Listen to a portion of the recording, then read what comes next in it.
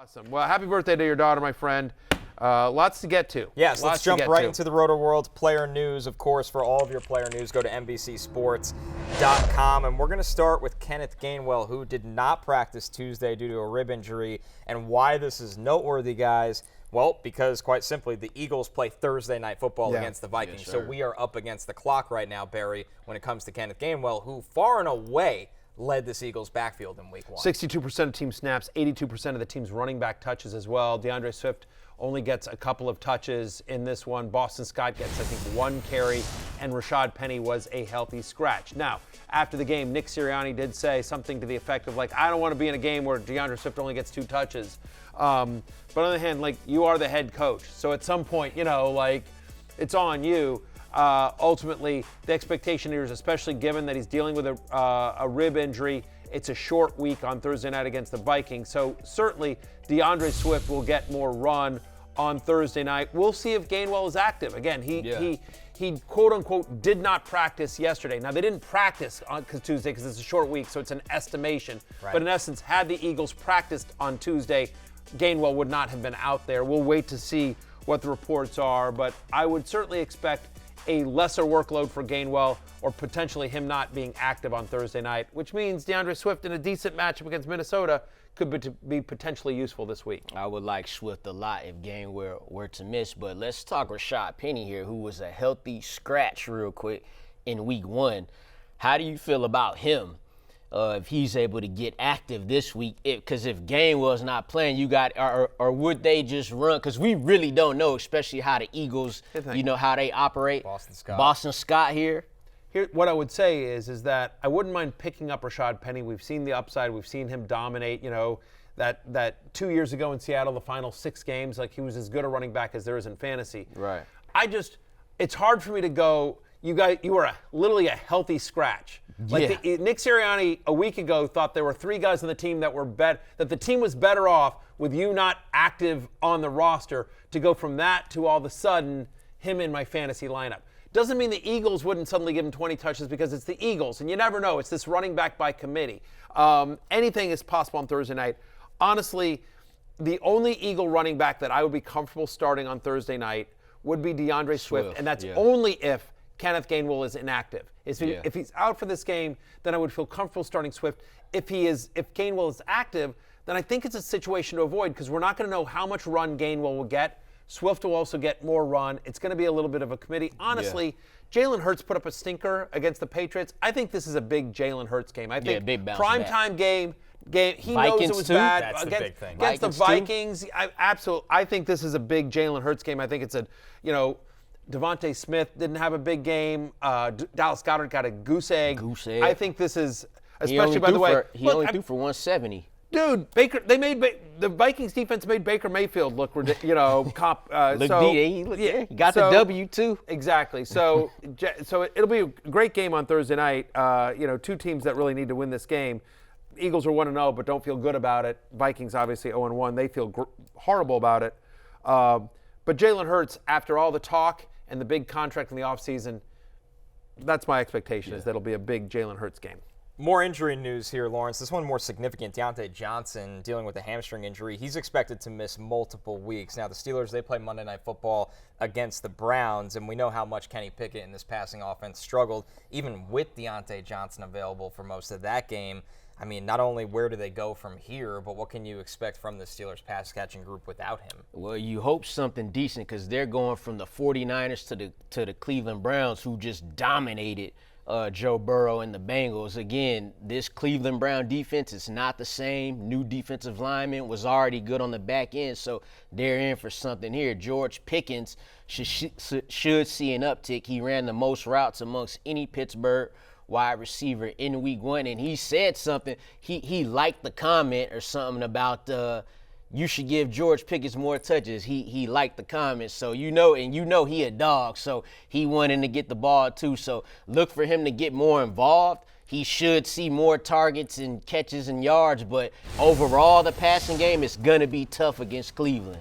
I agree. I agree with everything you just said, Lawrence. By the way, nice job on doing the social media investigation. Well done. What he's like. Exactly. Yeah. Lawrence is scrolling through TikToks and Instagrams to bring you the latest fantasy I ain't information. The feds, though. I ain't the feds. Yeah, exactly. Don't worry. Look, I pick into 31, so he's my highest-ranked wide receiver this week of the Pittsburgh Steelers. He did have 7 targets last week, was the second most on the team, but look, with Johnson off the field, only 3 targets for 17 yards. Again, it was a tough game. I don't know, Kenny Pickett got his bell rung a little bit there, and I don't want to speculate there, but just definitely wonder how Kenny Pickett was feeling here. This is an intense defensive line. Games in Pittsburgh, which I think is helpful. Cleveland comes there, but there's no question about it. The Browns are a very real defense, which is why I have Pickens at 31. Like, if you're starting a Steelers wide receiver this week, I think it's George Pickens, but I do think given the matchup, you have to sort of lower expectations. Worth noting that Calvin Austin had 6 targets in week 1. 4 of them came when Diontae Johnson was off the field, so maybe you see Calvin Austin more involved there. The concern here is if Calvin Austin gets more involved, that's going to move Allen Robinson out of the slot to the outside. And I have a lot less confidence in Allen Robinson on the outside than I do, at this stage of his career, matched up against a linebacker in the slot. I feel better about that matchup than I do Allen Robinson on the outside. I did rank him this week. My wide receiver 48. He did have 8 targets in week 1. 7 of those did come from the slot, though. And Calvin Austin's such a small guy, he can't play outside. No, it's just not going to happen. He's probably more of a gadget guy and is going to split reps in the slot. So I totally agree with you there, Barry. 2 more player But news. it is worth noting, if you're in a slightly deeper league, I do think Allen Robinson is worth grabbing and stashing just to sort of see. 2 more bits of player news, injury-related, of course, here. Greg Dulcich dealing with a hamstring injury. He's expected to miss multiple weeks. I know we mentioned Adam Trautman on yesterday's show. And then talk about a backfield getting thin here, Barry. Evan Hull, the rookie running back for the Colts, he's placed on IR with a knee injury. They're running out of bodies in that backfield. Yeah, they activated Jake Funk. They not only brought in the noise, they brought in the funk. There we go. The funk. And there you go. It's funky. There you call it a day. It's funky God bless. right there. 2 shows on Sunday. Colts, figure it out with your Jonathan waitresses. Taylor. The Jaguars did not fear the running game at all outside of Anthony Richardson. Get it right with the guy you already got in the building. Much respect to Zach Moss and Jake Funk and whoever else, but they ain't no Jonathan Taylor. Make it right. I would agree, but even if they do make it right, and I think they're a long way off from that, there's still 3 more games before he's even eligible to play. Yeah. So, look, Deion Jackson got a ton of run. I think he'll continue to get a bunch of run, at least because he's the passing down back. That was one thing that Hull brought to the table, that he's not going to be available. But Zach Moss was a late scratch, but he did practice somewhat. I grabbed Zach Moss in a couple of deeper leagues just because I think there's a chance that Deion Jackson didn't do anything against the Jaguars in week 1 that made you think, like, okay, you can be the guy until JT comes back. And so he got a lot of run, but he wasn't super effective. So I think Zach Moss has an opportunity. I think he'll be active this week, and I think he has an opportunity to, wait for it, run away with a job. He did. Thank you very much. God he's bless. done better with 2 it shows than Sunday. Deion Jackson Tip has. your waitresses. So there you go. Try the curly fries. There we go. We'll get into some specials Anyway, in just a bit. that's all I was going to say. It's like if you're desperate for running back, it'll be a bit of a committee, but I'll have, I think Moss, I prefer Moss to Deion Jackson this week. Some notable injuries we're tracking. These aren't updated injury news, but more injuries we've known about here. Of course, Travis Kelce at the top there. Lawrence, when you look at this list, though, who jumps out to you that could maybe come back and make an impact getting healthy?